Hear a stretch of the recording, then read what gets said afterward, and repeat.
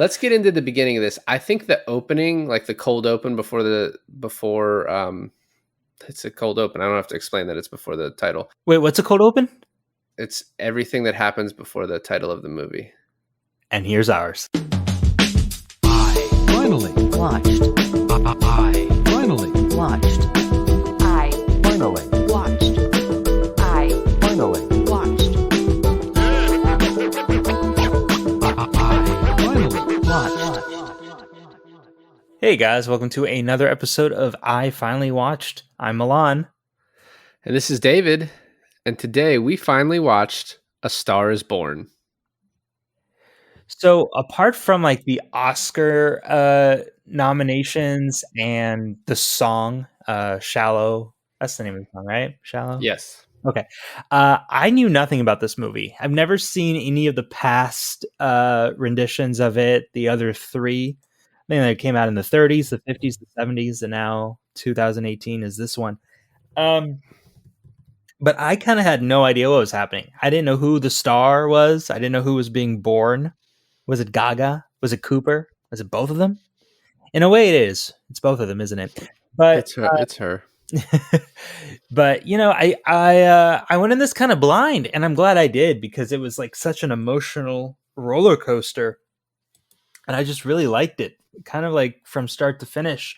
I'm not even a big fan of music, especially country music, but yeah, I felt like this was really good. So I knew what happened to Bradley Cooper in the end. I had that ruined for me, I guess, a little while back.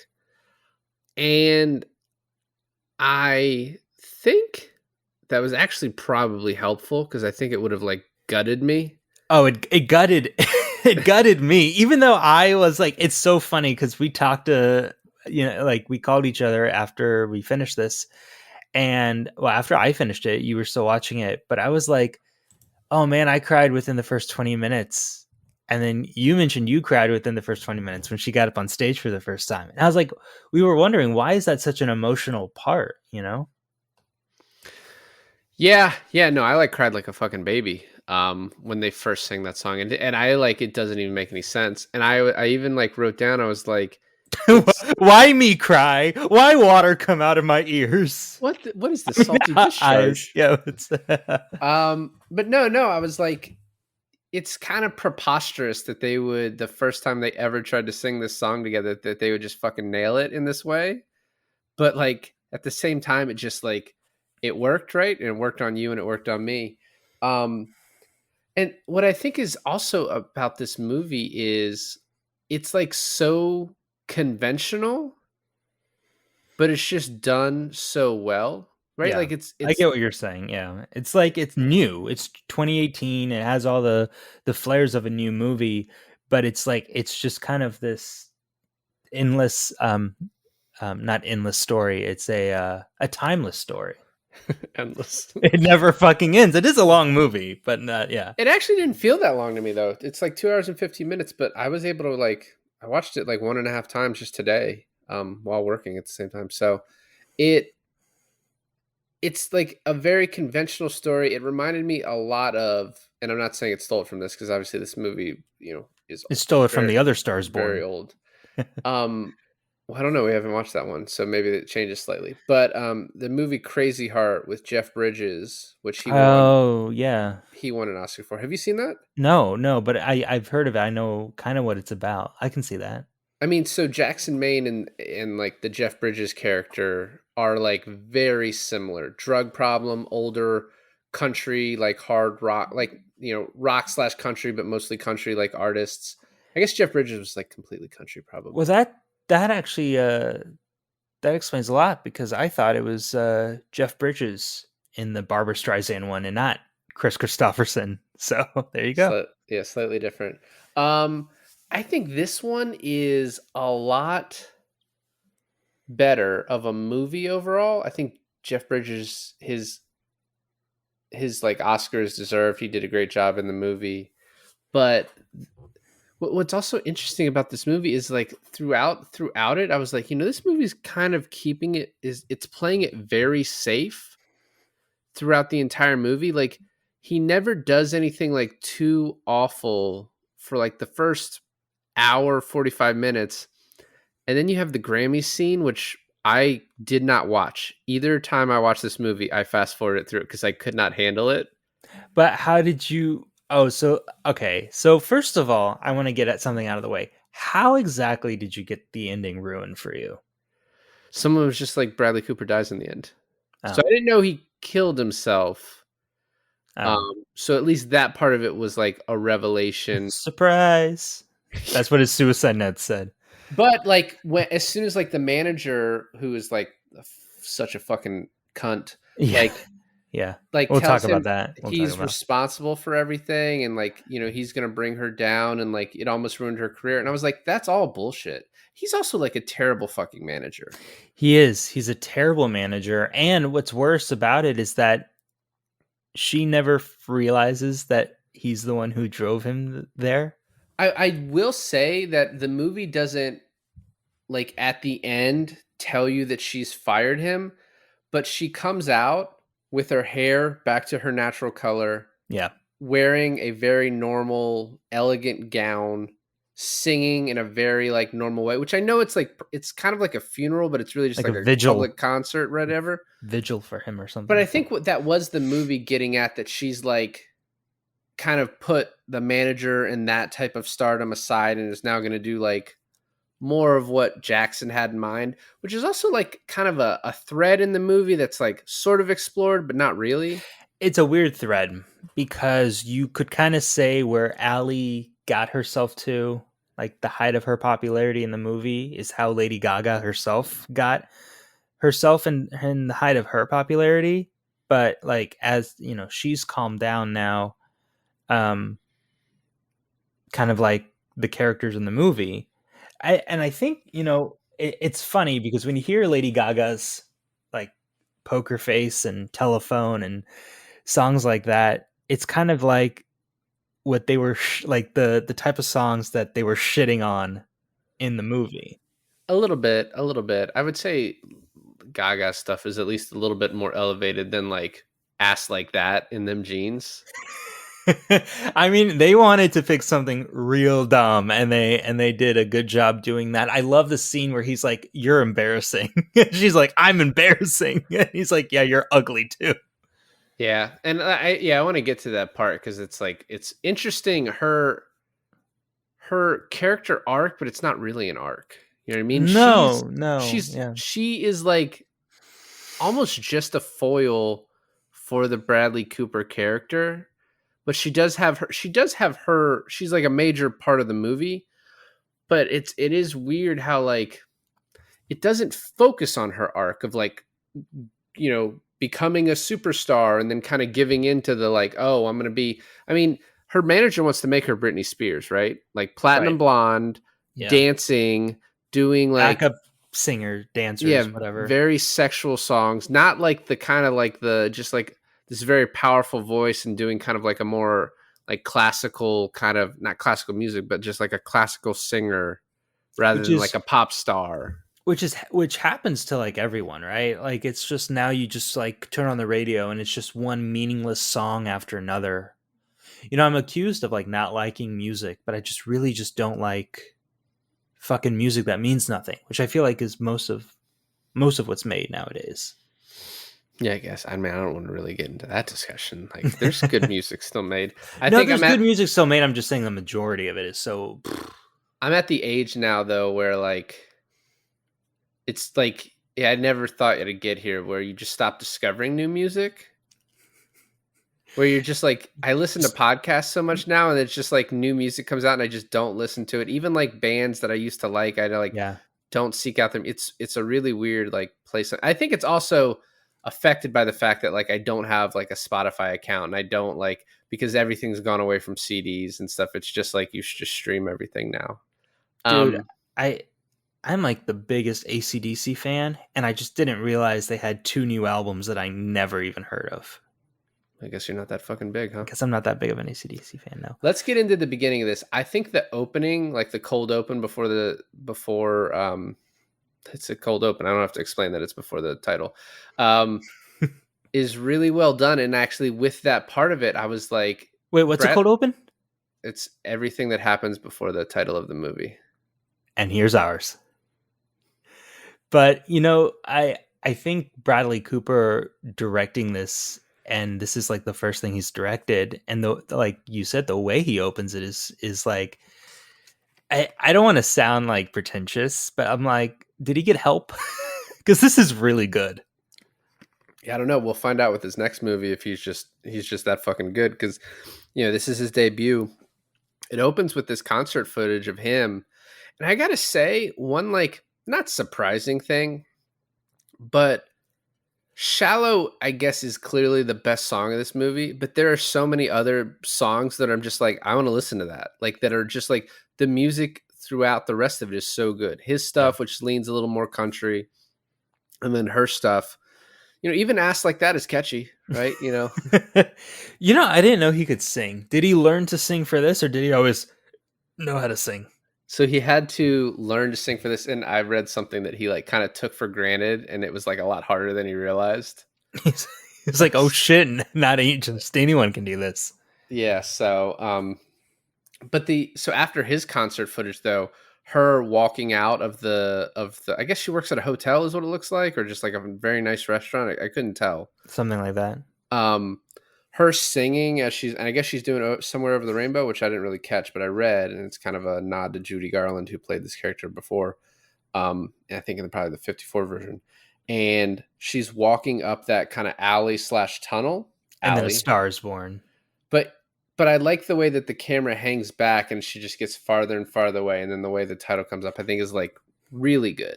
Well, I like how it's like you're introduced to one character, then you're immediately introduced to the other. And then, like when you jump back, it's going to be a way for these two characters to intersect. Right. And how quickly they establish that he is a alcoholic, like a functioning alcoholic at this point in his life. Barely functioning. It gets worse. But yeah, the way they established that, and I didn't understand why he was like, oh, let's go to this gay bar or this like drag queen bar. And I was like, oh, because he's probably thinking this is like the least place where people would recognize him. No. He just, the whole movie is based on a coincidence, right? He just told the guy to turn down a street, and he saw a bar, and then he stops at it, because then he goes to Ramon, her friend, and he's like, is this a drag bar? And the guy's like, yeah, we do it on Friday. She's like, I thought I was hallucinating or something. What I also thought about the second time I watched this, and I didn't think about it the first time, is so he has a driver in the beginning. Yeah, Phil. And then he doesn't really have that driver. Like, it just all of a sudden that driver's like not there anymore. And it kind of makes you realize like the subtle way in which the movie deals with like him declining as an artist, to the point like later on where it's like he doesn't even get to sing at the Grammys. I didn't really think about that. But the way like we don't see Phil's face until he shows up at Allie's house being like, hey, Jackson sent me to pick you up, and then it's Greg Grunberg. I was just like, oh shit, it's Greg. Mm-hmm. Is this a J.J. Abrams film? What? I also think it's funny. So Anthony Ramos plays Ramon, and Rafi Gavron plays Rez Gavron. Yeah, I don't know. We don't need to read the whole thing. I'm actually going to make a point about what I just said. Oh. So he plays Ramon, and do you think that character's gay?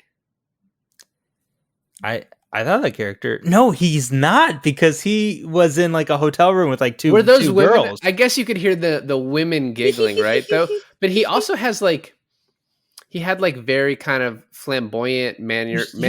He's just a flamboyant feminine man, straight man who also works at a drag bar, right? He could also be bisexual. You have to open up your mind, David. And they don't show who is in that room. I kind of thought it was like playing with the idea that he was like the gay best friend, but not really. You know what I mean? It was just interesting to me, like that character, and also the fact that it's like he's responsible for Allie's stardom, so it's like he got to hang around with her in California and like everywhere else. Well, what's funny too is that he is the bartender at the gay bar, but he also works with Allie as a waiter. I mean, yeah, people got to work multiple jobs to. No, I was just Okay. I was Check your just privilege, Alon. all right. Okay. Well, another thing that you brought up was that like the decline of Jackson, Maine having less fame, less money, is that even at the height of her popularity, Allie never lost touch with her roots, right? She was always friends with Ramon at the end.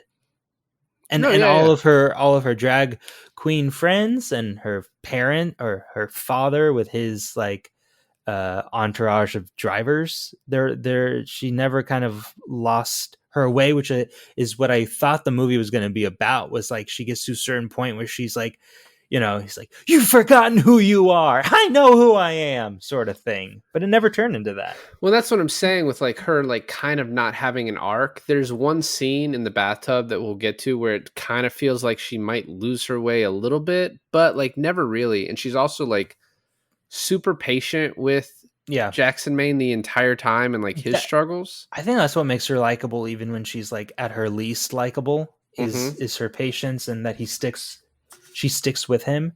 And also it's like she does kind of lose her way, right? He calls her out on it about losing her way with her music and like, oh, you have such important things to say, right? Because that's the whole thing. And I think that's why Yeah. we both cried at that moment, is because I think it's just this person who would never get a chance in the world finally has a chance to follow her dream, you know? Yeah. And we'll get there more. So after the drag bar, and I like when I'm saying that Ramon's kind of responsible for her stardom is like Jackson is like clearly kind of smitten with Allie, and then Ramon's like, "Oh, why don't you go back and meet her?" He's like, "Oh no, I can't do that." And Ramon kind of insists, and like without that, it's like a lot of happenstance to get this story started, which is like fine because it's like we could have seen the story of him going to like the 3,000 other nights that he went to a bar and nothing cool happened, but this is the one we watched. Um, Isn't that and then every movie? no, yeah, exactly. Yeah. And then we go to the cop bar, and they talk about her nose, which I was like, your nose isn't big. That's like just a I normal. wonder if that's an actual. Okay, two things. I kind of wonder if that's a line from the Barbara Streisand one, and then I don't know. I and don't know. then I wonder if that actually happened to Lady Gaga when she was starting out. I do. I think I remember when she like first came out, she didn't show her face that much. She was like Sia. Like less than that, but yeah, she like mostly like always wore like masks, glasses, things like that. That's like I remember, and then like she eventually just was like, "Fuck it, like this is who I am," which is I do like too. There's a couple other lines in the scene before she punches a cop where she says, "I'm here with Jackson Maine." He's like, "It's funny that when you get famous, people start saying your full name like that." And then she punches the cop, and I was like, he's being annoying, but I don't really get it. And then I guess I read somewhere, and I didn't even hear this, and I had the fucking subtitles on, but I guess the cop calls her a little whore for touching his arm, like, telling him to kind of to back up, I guess. Oh, okay. You know what? I saw that in the subtitles, but I didn't see who that was coming from. And there was just no consequences because I guess all the other cops were like, "Ah, yeah, fuck that guy anyway." He's even hated on his own force. Yeah. No, it's just, and I love the grocery store scene. And it's like that lighting, like that grocery store lighting is the most unflattering Right. lighting ever, but somehow it's still, it made them look real good in it. But then outside the grocery store is kind of where we start really kind of getting towards the plot, I guess you could say. A little bit. I mean, so the clerk inside the grocery store, this is another thread that I thought was going to be something where she gets mad at the cop for just like wanting a picture and kind of being an asshole. And then the store clerk takes a photo of him and she's like, sorry, I had to. And he's like, it's not a big deal. And then Allie's like, it is a big deal. And then she's like, just how can you deal with that? Right. And, And then he says, careful, she'll punch you. yeah. But it never becomes a part of the movie where she's just like, oh, I can't stand the fame. It's just like she loves it. Like all of it. It all works out for her. Like fame is that's great. kind of her arc, right? Is she's not understanding the fame. She's not understanding him and where he's coming from. And then when it's bestowed upon her, she kind of gets it. And she's like, oh, okay. You love this. I love this. When they go outside, he he talks about how he's from Arizona. His dad moved there. And he says he knocked up a pecan farmer's daughter Right. when she was 18, and she died. Pecan. Pecan, however you want to say it, and she died in childbirth. And his mom was 18 when she had him. And then later on in the movie, he says, "My dad was 63 when I was born." Yeah. Yeah. What the fuck? It's not good. I think Sam Elliott says it best when it's like, how could you idolize that piece of shit? Yeah. You know? Well, and then Because think about it, because then I didn't even know when we saw Sam Elliott that was his brother, right? It didn't occur to me until way later in the movie. But he kept saying to her like, "Oh, my brother's an old man. My brother's so much older than me." I was like, "Who's his fucking brother?" But if his dad was 66 when he was born, right? Right. Then that means, and Sam Elliott has to be like probably, fuck, dude, I don't know. Sam Elliott's in his 70s. He was 72 when the movie was made. Okay. So if that's true, then this dude, his dad, had like a whole different family before knocking up the farmer's daughter. Well, yeah, so there's 31-year age difference between Bradley Cooper and Sam Elliott. So, I mean, it almost feels like, I guess they probably had the story beforehand, but it's weird to make that a plot point and it just to be such like an kind of talked about point of it. But then you have like kind of the perfect age difference for the actors. You know what I mean? It's just an interesting part of this. That's true. And I was so confused because we later find out when he's going on his tour in Arizona, he goes to his father's farm and he finds that it's gone or it's sold, right? And he goes up and he punches Sam Elliott in the face. And I go, why did he just punch his manager in the face? I don't get it. Like, why was it his responsibility to keep the farm? I don't understand. And then that's when I was like, oh shit, that's his brother. I get it now. Well, the other thing too is I didn't realize they like his brother's name is Bobby, and he says Bobby a lot, and it took like 2 watches for me to like put that together because I didn't know. Yeah. There is also this line in like from Bradley Cooper where he says, many people are talented, but you got to have something to say, and that's like a through line from his character throughout the movie. He keeps saying it to her. He tells the brother like, you didn't have anything to fucking say. That's why I became famous and you didn't. And it's just like an interesting, like, Dad wasn't 66 when he made you. Right. And then the parking lot scene is where we get the song for the first time. And she just she does, some of the lines. Then she's like, oh, I have a chorus that would go great with it. And just kind of brings it all together. And his just reaction of like, holy shit. Like, you know what I mean? It's like, he kind of already knew how special she was, but just the idea that she could write that song and say something. And he sort of brought that out of her because he had said earlier at the bar, like, you have to have something to say. And you need to do original songs. The fact that you can do this, like this French song, it's great, but you need to be able to do your own stuff. And she was like scared. And so that he was able to bring this out of her so quickly. The first time I watched this, I was like, I wasn't paying enough attention to realize like how their love story was going. Cause I guess I knew it would be that, but I didn't realize it would be like, I thought it would be like a romance, but not like an actual love story where these two like fell for each other and stayed that way until, he passes. But when you watch it again, I was like, I do get it, right? Like how supportive he is from the get-go and how he just kind of wants to lift her up and wants like the best for her and how appreciative she is of that. Like it made more sense.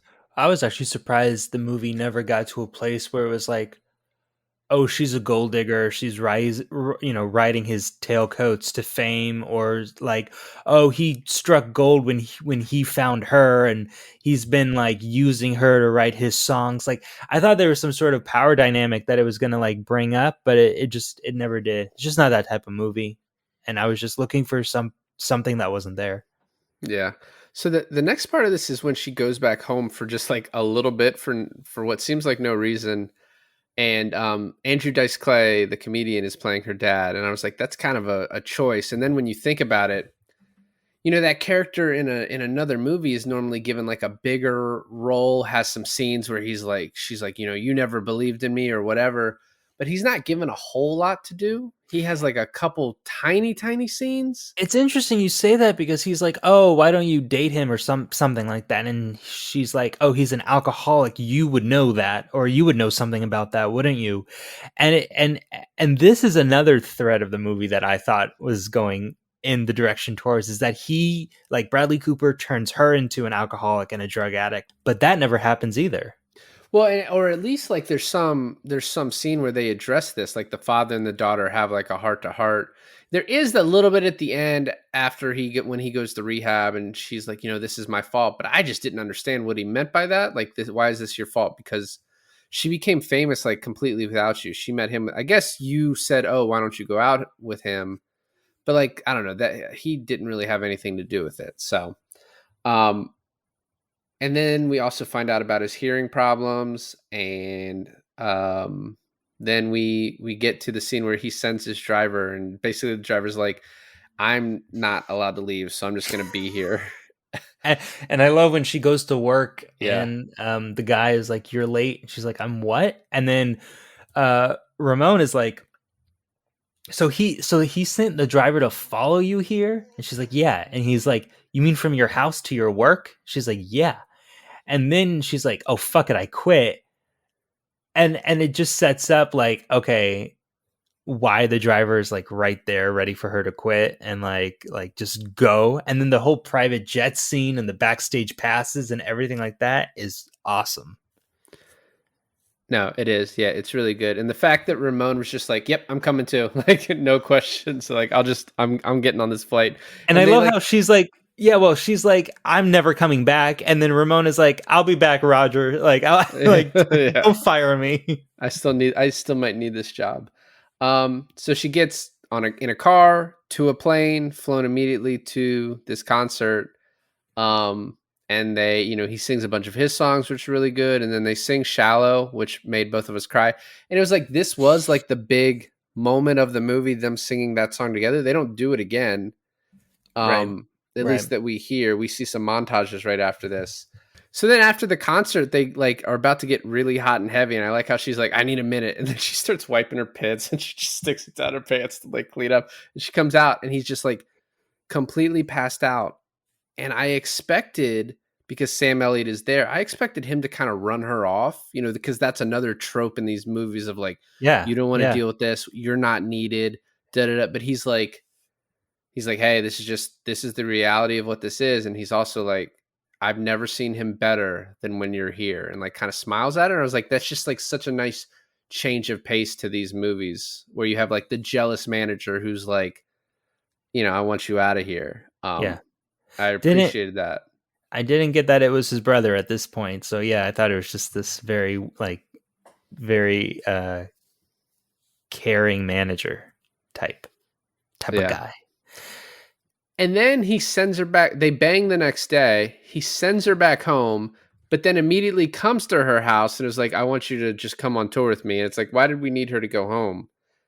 It almost you could have the scene. So you could have like Lady Gaga in like the really loose in the short shorts and laying on her bed, and then he creepily just walks into her room and like puts his hand on her face, and she's like, what about my dad? He's like, "He let me in." Yeah, exactly. We needed that scene. So they ride a bike all the way to Arizona. You already talked about like seeing they go to his dad's ranch, and he's like talking about it all happily, and then he gets mad at his brother, punches him, and he's like, "What did you expect? I'm babysitting you all over the world. I also was supposed to take care of that." And he's like, "You idolized him for no reason." He's like, "The reason you're an alcoholic is because of him." And then this is why. And then he says, the line about him stealing his voice. So there's two lines that are called back later on in the movie. One is, you were dad's drinking buddy. That was specifically said.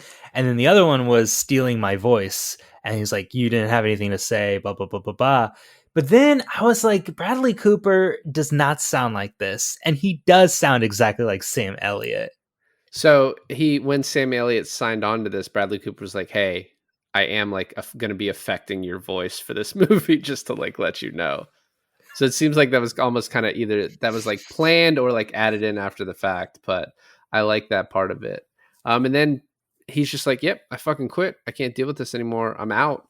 And then we get like a montage of them performing, and she like wrote this new song about Arizona. The song about Arizona that she performs is also like a fucking banger. Yeah. Really good. And then this record manager comes up who is like, I guess you could say he's the villain. real fucking evil. This guy, just a really bad person, not great at his job. Like you think, oh, he is good at his job because look at how good she did. But it's like it's Lady Gaga with that nose, and she just made it. You know what I mean? Like, oh my god. Okay, but you know the thing is too is we see him prior to that moment when he like offers her to sign. We see him like right outside the tour bus as they walk on it the first time they sing together, and they share this look. And I don't know if it's makeup and hair or costume or just the camera angle, but like one look at the guy and you're like, you know, he's going to be trouble somewhere in the movie. and he is. And He is. Why do you think they used his real last name? I don't get I don't it. know. I looked him up. I was like, oh, wouldn't it be kind of funny if he was a producer himself who just just kind of came onto this? But he's not. He's an actor. And I don't know why they use the same last name. I mean, Ramos to Ramon. And then isn't Lady Gaga's real name Allie? No, it's Stephanie. Oh, well, I was wrong. I You were was close. wrong. Real No, fucking close. not really. And then this next part, so she like tells him about the manager, and he's kind of stumbling and drunk, and he like throws cake in her face, and she's like, "You jealous fuck."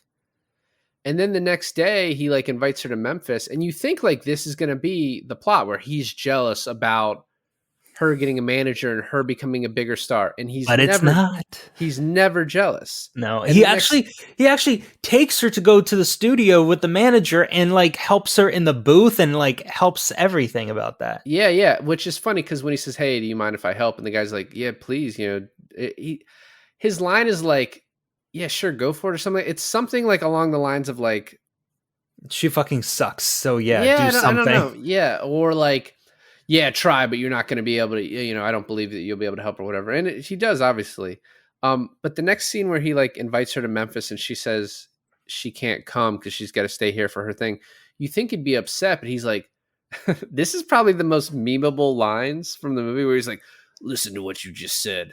That's the stuff right there. Hey, take it in right now." This movie, apart from like the shallow song and where he rolls down his window and says, "I just want to have one more look at you," there are so many other parts of this movie that are memeable, but not in a bad way, not in the sense that this is a bad movie and you can make fun of it all throughout, but it's just these out of context moments where it's just memeable. It's just very funny, and that's definitely one of them. Another one is the Grammy thing, and it's like you could just take any of like the Jackson Maine drunk scenes and you could take them out of context and they'd be kind of funny. No, it's a serious illness, Salon, so you shouldn't joke about it. So he gets coked up for his Memphis gig and he doesn't come back to Allie's thing. And in the meantime, she's like starting to be a more pop star and she has backup dancers, but she doesn't use them. And the manager gets mad at her. And he's like, "Also, we have to change your hair." And I just like, we talked about this a little bit earlier, but he's like a perfect example of like, it's the same thing in like movies where you have these executives who are just like, yeah, "Oh, this is what we need to do. We do this, and we do this." And it's like, what you just did is you were like, "Oh, Britney Spears, Jessica Simpson, Christina Aguilera, they were successful and they were blonde and they danced and they showed their skin. So that's what we have to do with you. We need to make you platinum. We need to have you dance." I mean, it's just like, you have no skill. You have no talent. You're like, this has worked before. So this is what we're going to do because I don't know any other way to make you successful. And it's just like, it's funny, like how like subtly the movie shits on those people. No, 100%. And first of all, I know alcoholism is an illness. Okay. I was just fucking with you. I think everyone knows fucking with you. And actually, apart from like maybe there's some scenes that are just really like crazy and hyped up for the movie, for movie's sake. But I feel like the way they portray this illness, or the way Bradley Cooper portrays it, is like some of the best I've seen it being portrayed in film, like realistically. I thought they did a really good job. I guess I could just give all the credit to him since he acted and directed it, but he did a very good job portraying a working, functioning alcoholic who becomes a non-functioning alcoholic. One thing I'll say is that the one distracting thing I noticed, and I explained this afterwards. So I was like, he just always looks dirty and sweaty. Yes, But he had to get a spray tan for the role. Like he was supposed to be tanner every time, which I guess. So his mom was a Native American. I don't think it's said, but is I'm that pretty what we're supposed to believe? because at one point he said like he was like pecans and he says Navajo and this and that. And the fact that he has to be spray tanned to have a darker skin pigment, the fact that his 63-year-old father was able to sleep with like an 18-year-old and able to get away with it. I think the movie is like trying to say that that is like part of his thing, is that like his mom was a native indigenous now. Is that the proper term? But just I think that is what the movie A real American is what we prefer. Not we as an We? island. No, not that I already took a ancestry test. I'm not a real American. I'm British. Anyway, so the next we get is the Chappelle scene, and he Noodles. Noodles. So his name is Noodles because he's a drummer, and apparently there are scenes where he drummed and they got cut from the movie. And I just imagine if Chappelle like had to put in effort to learn how to drum, and then they cut those scenes, like, you motherfuckers. Before we get down the Chappelle line, which is followed by some really great scenes, the fact that Bradley Cooper, like going back to him spray tanning himself and stuff like that, with Lady Gaga having to do like the whole, she ends up being a redhead, right? She I guess like that's more orange. I guess that's their compromise, is she didn't want to go platinum, but he also didn't want to keep her real hair color, so redhead it is. But I have to say, like, the epitome of the whole her not being herself, or her totally losing what she has to say in her music, is peaked at the SNL scene, and I just found the SNL scene almost as cringe as the Grammys scene. The SNL scene hasn't happened yet. I know. Since we were talking about her kind of losing herself and the manager putting all this on her, I feel like all that comes to the SNL scene, where it's the worst song lyrically that she does throughout the whole movie. It's the worst dressed that she is. And it's just like, I don't know, like, and that kind of says something about like when artists get to like the SNL stage. Do you feel like that happened kind of quick too? Like we're at the beginning of the movie and she's a nobody, and the next thing you know, she's like SNL, Alec Baldwin. So Cooper said that he like specifically didn't want to have a montage of showing how famous she's getting. So he kind of does different things. One, she has like this huge billboard in LA outside of their like apartment that they're staying at or whatever. And then she finds out she gets SNL, and the SNL, her getting SNL, and then obviously winning Best New Artist, like, or you find out she got nominated for that pretty soon after. Like those two things are supposed to let you realize like how big she's become without just having a like, flashing screens of like, you've sold this many, you've sold this, you sold this. Like, so, I mean, I think the movie's trying to be subtle with it instead of just like the conventional, like, she's huge now. I guess I'm just not kind of used to that at that point. I think Bohemian Rhapsody did that, and I think Elvis did the opposite of that, where you did see a montage of how big he was getting. But I don't know. There's something about a montage, like a well done, well placed montage, really kind of lets you know.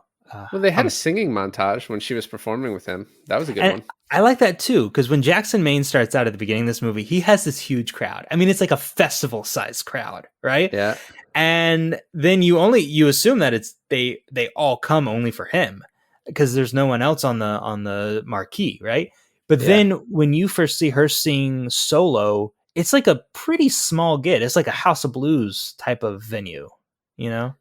Yeah, well, I mean, his is definitely like it's definitely a festival, you can tell. You think so? Yeah, well, it actually was shot at a festival, so I know it was. And so was one of hers was shot at Coachella when she headlined it. Um, because it always interests me like how they get shots like that. Like the Roadhouse remake with Jake Gyllenhaal, they just shot at a UFC event beforehand. Well, I do wonder sometimes how much of it is CGI and then how much of it is actual people, you know? Well, and for this one, they purposely like they had Bradley Cooper played at a few venues. Like they would squeeze him in for little sets to film here and there. And then, Lady Gaga performed at Coachella. So then she was able to use that to like do some of it. So Which what is, she get on the stage and she's like, "Hey guys, this is for my new movie. Can you guys just like cheer well, for me?" they sold tickets to it to come early to see it. But then they also didn't blare the music out because they didn't want the songs to get kind of leaked early. So Okay. So you just got to watch it, but yeah, I don't know. It's pretty interesting, and to also think that she got into her full Lady Gaga outfits, like, but also like has like the just like her natural look too for this part of it. It's interesting, like going back and forth with that, like how she was able to do that so quickly. When she Wigs, a lot of wigs. when she's in her Lady Gaga like full extravagant outfit and they're like, "It's Lady Gaga, woo!" And then she like goes away and has to film for like A Star Is Born. It's like, "It's Stephanie," and then in the crowd everyone's like, who the fuck is that? Who the fuck is Stephanie?" You know? That's her real name. Let's get back to Chappelle. I think he's pretty great in this tiny little part. The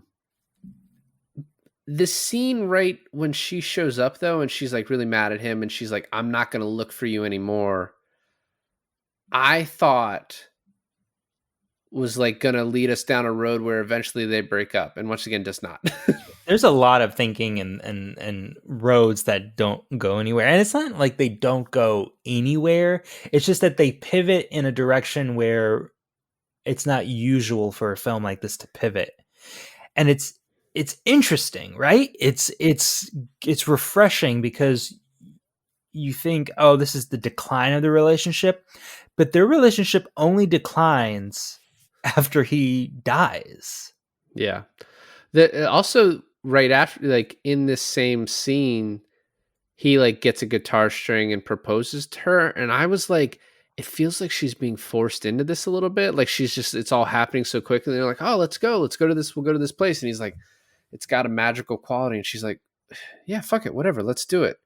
I gotta say, Eddie Griffin as the pastor was a really nice surprise because I already knew Chappelle was in this, but then him as Eddie as like their cousins was like I really enjoyed that. I haven't seen him in something for like Did- forever. Did you hear the line where Eddie goes, "I can't believe he did it"? Yeah, I like that. Yeah, that's just all of that's really good. And then we get to the billboard scene, and her hair is orange, and she's kind of going through like an imposter syndrome thing where she's like, "I have to put out a whole album. I don't know." And they're supposed to be leaving, and Jack has just asked the manager about the hair, and he's like makes fun of him about the socks, but he's like, they're running late, and he's like, "I need to take you outside. I need to talk to you for a second." And you think he's gonna like, Yep. "What the fuck is up with your hair? Yep. What the fuck is this billboard? This isn't you. Like what are you doing?" He's And too encouraging. I hate he's too nice. He's not toxic enough, David. Well, and then he even starts, he's like, "If I don't say this, I'm gonna regret it." And he's like, "Dig deep in your fucking soul or you won't have legs." And I was like, what is he saying? I don't get it. And she like turns around and kisses him. And I was like, oh, okay. But he's like, people are listening to you right now. And, don't apologize or ask why they're listening. Just like, do it, tell them what you want to say, because they're going to hear you. What does go down a road that kind of we were seeing in the distance is that he does all this positive stuff and he tells her to, speak your true voice, blah, blah, blah. And so he does, this is before the SNL thing. So when you get to the SNL thing and then after that, he kind of walks away as she's performing and the whole dialogue between him and Sam Elliott happens again. When Sam Elliott says, "I'm on tour with Willie," does he mean Willie Nelson? Yeah, because Willie Nelson's son helped Bradley Cooper like learn how to play guitar and get ready for the role. Okay. And actually, he like some of Bradley Cooper's footage was filmed at like Willie Nelson concerts or like festivals where he like played right before Willie Nelson. So Um. Oh, that's cool. So you get to the point, and this is leading to the bathtub scene where I think is just such a weird movie because you're thinking, oh, the relationship is in trouble, and then right after the bathtub scene, they're like, "I'm so sorry," and he's like, "Oh, you're all is forgiven," and everything well, like it's the that. opposite of that. He says he's sorry, and he's like, I did want to say there was one line I wanted to say that I think is really good in this. He gives her that whole thing about people are listening, don't apologize, and then he says, because how you say it is the stuff of angels. Yeah, And it's like that's like a really powerful line to her of just like how much he believes in her. And then like later on, Bobby is like talking about how like music is just what it's like 12 notes played between 8 octaves. And he's like, but he always said, Bobby, the way she sees it is just like it's better than anyone. It's perfect. So it's just like his unshakable belief in like how good she is yeah. like really comes out in that part. He is disappointed in her because when he does hear the "your ass looks good in these jeans" line, It gets him to start drinking again.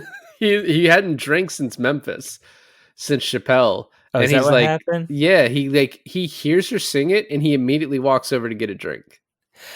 There's this moment way earlier in the movie where he's drinking a bunch before getting back on stage for like an encore or that sort of thing. It's when he's bringing her up on stage a bunch of times in the beginning, in the Hmm. beginning of her career.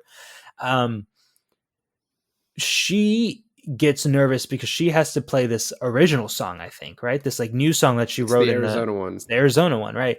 And she takes a big shot of vodka, like a double shot of vodka. And I thought, okay, this is the part of the movie where she's going to become an alcoholic like him, right? Like it's going to open his eyes or maybe they both die. I don't know. But it did not turn out that way. All right. So we get to the bathtub scene, Well, right? yeah, and so at SNL, he asks, we talked about that part, but he asks his brother to come back, and his brother's like, honestly, it's easier without you. But then later on, his brother's like, yeah, you were supposed to perform at the Grammys and sing, but now they just want you to play guitar. And he's like, I didn't deliver for you. And I was like, I didn't know you came back as his manager. I didn't realize, like, I don't know what happened there. I But don't the know. bathroom scene is like, he comes up to her and she's like, oh, you're finally awake. And he's like, I heard you got nominated for 3 Grammys. And she's like, how did you hear that? Because, you're always fucking drunk. Um, and it's just like a fight about like his drinking and then like the type of music she's doing. And this is the scene where I'd say that she's like at her, he calls her ugly, and she is kind of ugly to him, right? Mm-hmm. She's taking low blows. She's like getting very defensive about her music. And the points he's making, they are accurate, right? Like she's Pretty. doing, such an idiot. She's not doing the type of music that she started out doing. She's doing like, he's like, you're doing this to get other people's love and affection and attention. And he's like, maybe I just didn't give you enough. Well, he And says, I failed you, you know? right. And it's like the way he goes about it, because he's a drunk, is like not great. But he's sort of like held this in this whole time of where like, what the fuck are you doing with dancers? What are you doing with this? This isn't Well, you. of course, there was a more eloquent to say that besides, like, you know what? You're ugly. Well, he says you're ugly because she makes fun of his dad, and he's like, my dad had more talent in his finger, than you Than did. you do That's in your whole body. Yeah. And I was like, holy shit. and he's like, And that's over the line. she was like, oh, do you want me to be your daddy? Do you want me to be your drinking buddy? And that's when he was like, that's low. That's low, and you're ugly. And obviously Lady Gaga's not ugly, but it's like her personality has turned sour to him. And then you see Lady Gaga fully nude. In a little bit, yeah. Yeah, you get like it's a hint of nip, right? Oh, you get everything if you pause right at the right moment. Just fucking Google it a lot. You don't need to pause. But what's funny is like he leaves, he goes to a concert, and then he's just like for like 10 seconds, and then it cuts to him back at like her dancing. He's like, I'm sorry. And she's like, you really hurt me. And he's like, yeah, I know. And then she's like, okay, I love you. And like hugs Yep. him. Yep. And then he's like, I want to, and she's like, you haven't been drinking, I can tell. But then she like doesn't seem to want him to stay and watch her dancing, because she's like, maybe she's almost like embarrassed about it, but she's like, I don't want you That's here. the way I took it. Yeah. or she's just like, I know you don't like this, so I don't want you to see it because I don't want to have these arguments. She's like Both, a little bit of both. yeah, probably. And we already talked about him getting replaced. And then we're at the night of the Grammys. And I like he comes out and she's like, what's wrong? You have that look on your face. And he does the thing where he wipes his hand over and he's like, what look? And it's like gone. And he's like smiling, but you can tell like he's not happy. And he seems fine. And then she's like, well, why don't we get a ride to the Grammys? And he's like, I'll meet you there. And no, he has to go early for his performance, which might be a lie because he wants to drink and he like pulls out some drugs. It leads to that, doesn't it? And when did he get on coke? Was it coke or I like the adjacent shots where he's like doing coke or he's snorting some sort of pills and then he's doing a concert for the pharmacy. Well, yeah, that Memphis one was way earlier. That's like before the Chappelle scene where he like falls into the grass. We didn't talk about the one line where he's like, I almost didn't pick you up. It looks so comfortable there. Speaking of Chappelle's line where he goes, and I mean, it's Chappelle, so of course the comic delivery is like spot on, right? But he goes something about his own alcoholism. Well, no, he's like, I didn't know how much I love my life until I saw you again. Yes, exactly. I don't know how much I love my life until I saw you lying in the grass. Yeah. Yeah. So then we get to the performance at the Grammys. He like really kills it on the guitar, which just kind of shows like how talented he is, like as a player. Oh, how much did you cringe when she cringed when he dropped the pick? And he like almost fell over trying to pick it up. And she knew. Yeah. And then he's like playing, right? And like he kind of holds it a little too long. And the guy it's Pretty Woman. Do you know why it's Pretty Woman?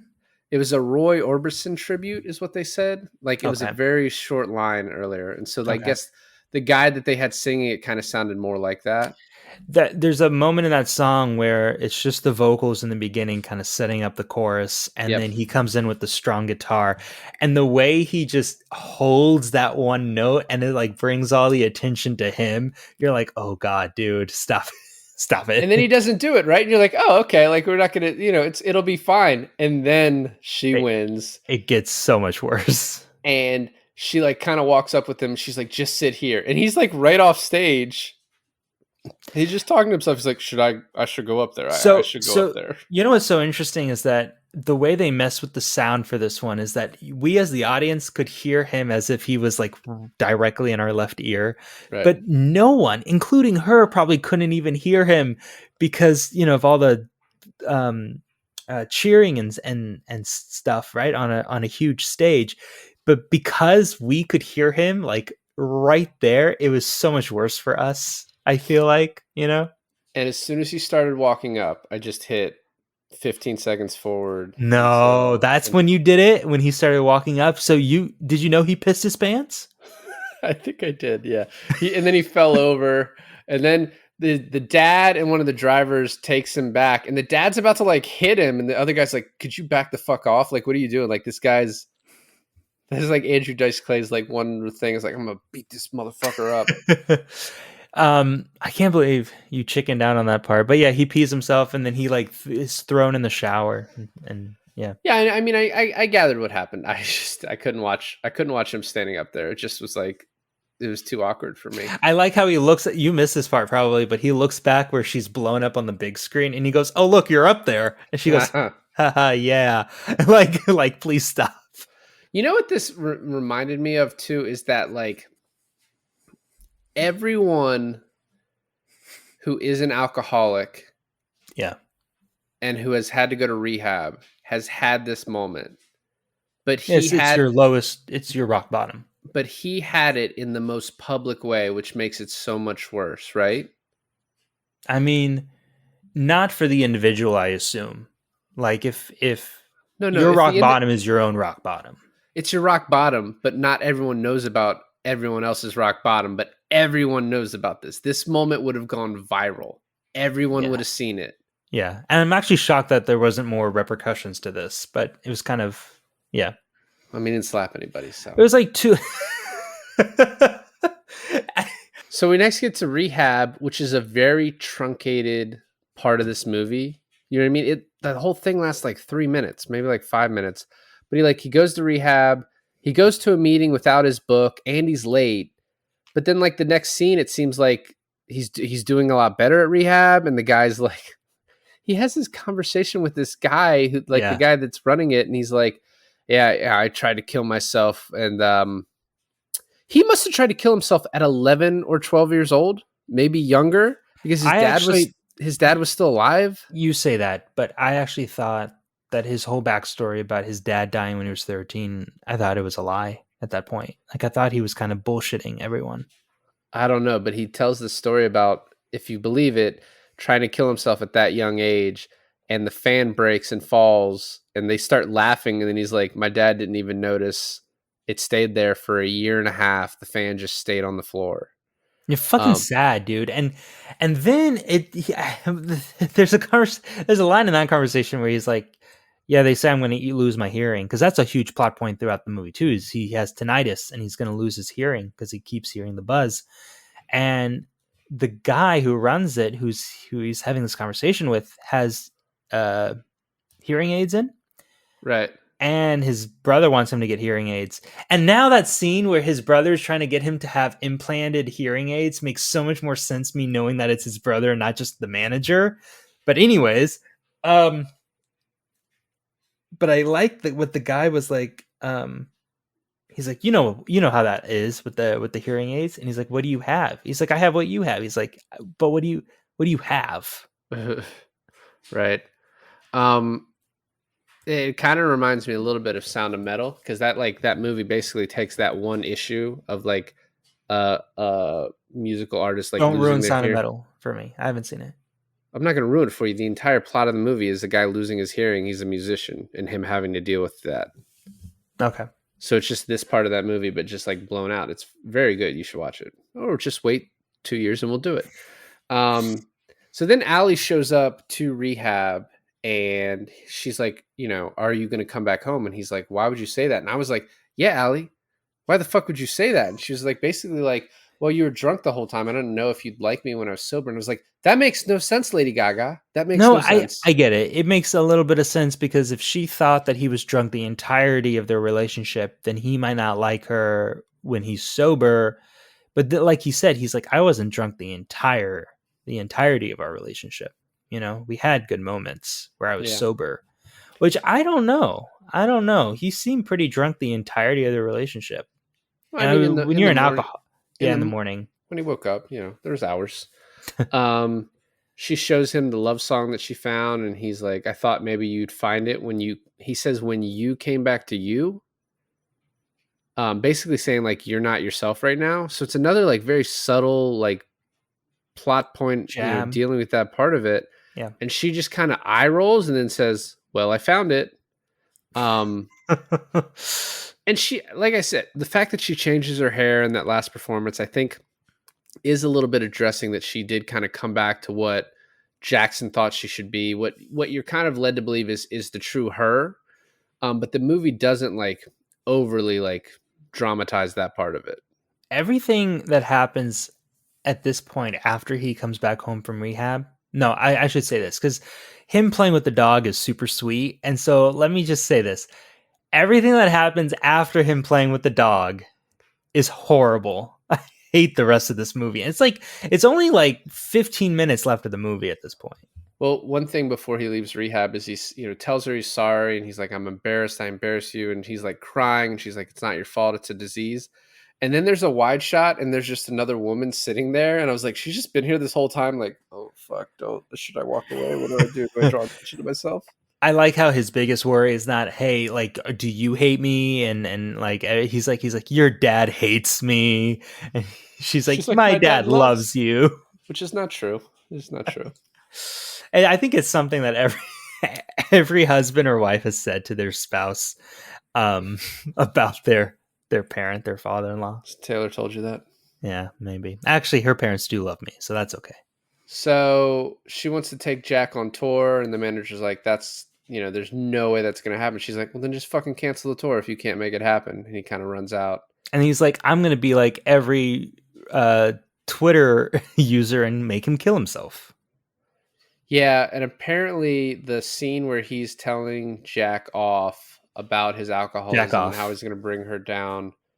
That scene's like last 45 seconds. And then also the scene where he walks in the garage until you leave the garage is also 45 seconds, supposing to like parallel those things. Like, I mean, is directly that guy's fault. And that guy, knowing that guy, he doesn't see it, nor is he. It's not a blip in his day. I feel like you have a personal vendetta against this fictional character. That guy. But you know the scene. Hold on, the scene between those two moments where where he's laying on the bed. Jackson Maine's laying on the bed. She comes over to him and he's like, about the European tour. And she's like, "Oh, it's canceled. We're gonna stay here." She tries to play it like it's not his fault, but he knows it's his fault. Yep. And the look, he can't see her face, and she can't see his face. So there's no reason that they're hiding their look. But she is so sad, and he is so sad. The minute that he gives the dog the steak, I'm like, he's going to kill himself. Yeah. Well, and before that too, like he even says, "Hey," and she stops. And he's like, "I just want to take a look at you one more time," because he's also doing that. Yep. This is also like, this scene is juxtaposed like nicely with the first scene where he's like, "I'm going to send a car to have you come to the concert." And she this time is like, "I'm going to send a car to have you come to the concert." Like the switch in their positions. Yeah. But before we get to the scene in the garage, there's one scene with his brother driving him home. And he's like, if we had a better band name, we would have made it. And then, dude, I'm like, I just choked up about to say this, but he's like, "It's you I idolized. It wasn't Dad." And then when Sam Elliott puts it into reverse and to gun it out of there and turns around, he's already crying. I was like, fuck. The line the line where he's like, "They probably thought we were a fucking father-son duo." Yeah. It's like, yeah, those are never popular. Yeah, man. Yeah, everything leading up to that is just sad, especially if you know how it's going to end. And I had no idea until he came back. I guess he went to a bar and got like totally shit-faced. No, he came outside to leave and he got in his truck and then he grabs a bunch of pills. And I think he starts to take them, but then we see the door open and the pills fall out. I think he spit them out. And what I think this was supposed to signify is he didn't want her to think that he had relapsed and it had killed him. He wanted it to be like, no, I made this choice, but it wasn't because like I lost again or like. I always think it's, obviously it's really sad whenever anyone takes their own life, but why would you do it?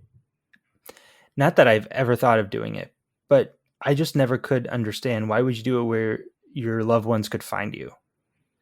Yeah, well, and the other thing too is like it then pans back and we see his body through the fucking garage window, and I didn't notice it the first time. And then you didn't notice it the first time? Oh my god! And then I see it the second time, and I was like, "What the fuck? Like, why?" And then the dog. He put the dog outside.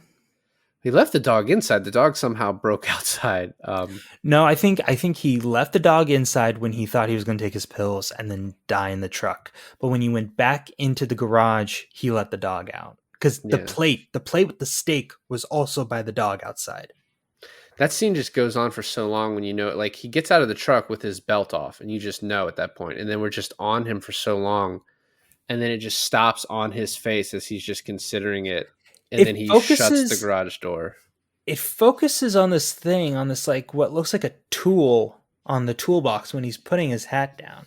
And now that I think about it, they're just probably auto-focusing on that thing to focus on the hat as he puts it down. Mm-hmm. But the tool, I was like, is that a gun? And I was just so like, when did he get a gun? I don't know. I was looking like way into this, like how is he going to kill himself? I didn't make the connection that he was going to hang himself. But I guess with the rehab story that he told, this kind of makes sense. And I imagine that cunt manager didn't send anyone to go look after him. So Lady Gaga probably found him herself. Oh no, totally. He was like, he didn't put any effort into going to get him. Yeah. And then after this, the scene with Bobby and her, yeah, it's really good. At first I was pissed. This kid was singing a song and all these people, act like they knew him. How could they? But he's like, now I love it because it wasn't, for nothing. And then the last scene where she sings, she's just it ends that way, and it just ends like on her face. It's just like a really like powerful kind of touching movie. Yeah, Just kind of. what'd you say? You said it's kind of like a real powerful, touching movie, and I'm like, yeah, just kind of. But no, it really is. It like it. I had to qualify it a little bit. Well, even if you can't resonate with like, hooking up with a singer in a drag bar and then getting super famous afterwards, this movie hits you somewhere in the soul. No, I agree. But I just think everything about it, the music, the direction, the acting. Lady Gaga is really great in this. Everyone else is really great. Surprisingly great. Dude, this made me even more excited for Joker, the sequel to Joker with Joaquin Phoenix and Lady Gaga as Harley Quinn. Well, and it's musical. I wonder how much of it is musical. It's not going to be like Les Mis where the whole fucking thing is sung, but do you think Joaquin Phoenix is going to do a Sam Elliott voice for his part of singing? Tell me something good. So I didn't do a lot of alternate casting. Nicolas Cage almost got the role of of Sam Elliott? Bobby or Andrew Dice Clay's role of the dad. Okay. I was like, you're gonna say Jackson Maine, and I'm not gonna believe you. Well, and Bradley Cooper had to fight to get Lady Gaga that role. Like, had to really like make it happen. And then the last thing is, at some point, this was going to be remade, and the two people that were going to star in it were Jennifer Lopez and Will Smith. And I'm not saying they're incapable of doing this, but like too much cheese on them. If those two were in it, I feel like it just wouldn't have been done in the same way. They would have tried to make it like, I don't know. I don't think it would have worked. Yeah, I don't really. Whatever. Okay, it's fine. You self-censored. I did because it just wouldn't have made sense what I would have said. So it's okay. Yeah, I mean, I really liked it. I really liked it. I felt like this movie averted, Why don't you just start over, bud? I really like this film. It subverted your expectations, and when you thought, even if you're not a big fan of music, and you're not like not a big fan of music, but not like familiar with music. Do you like music? But if you're not like familiar with the music industry and stuff like that, you could feel like this movie wouldn't speak to you. But I'm not familiar with the music industry, nor do I have any interest in the music industry. But I really felt like I was with this from beginning to end. It was captivating. And I mean, it made me like nothing even dramatic happened in the first 20 minutes. But the fact that you could have me like tearing up in that first 20, that says something to the movie. I mean, it was the type of movie where like, I like, a lot of movies now, you'll like look at your phone for something. They were like, for the first 45 minutes, like I didn't even pick it up. And then like, if I picked it up to look at something, I would like be staring at the movie and just like, put it back down. Like it kind of had my total focus, and like I was able to rewatch it very quickly because it is like a very compelling movie. So like, I don't know. I'm glad I chose to make us do this. I think I made a great choice. So You did. And everyone has dreams. I think for anyone who has dreams, this movie speaks to you about your dreams. Well, thanks for listening to another episode of I Finally Watched. This is David. And this is Alain. And we finally watched A Star is Born. A Star is Born.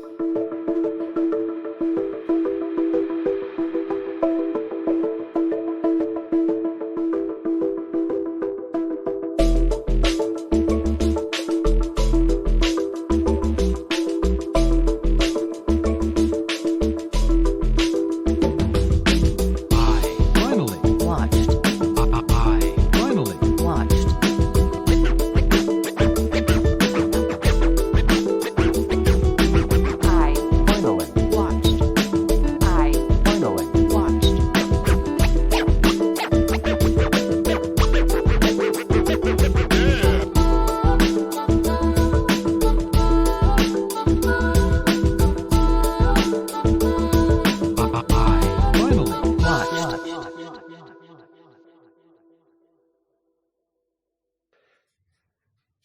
Tell me something, girl.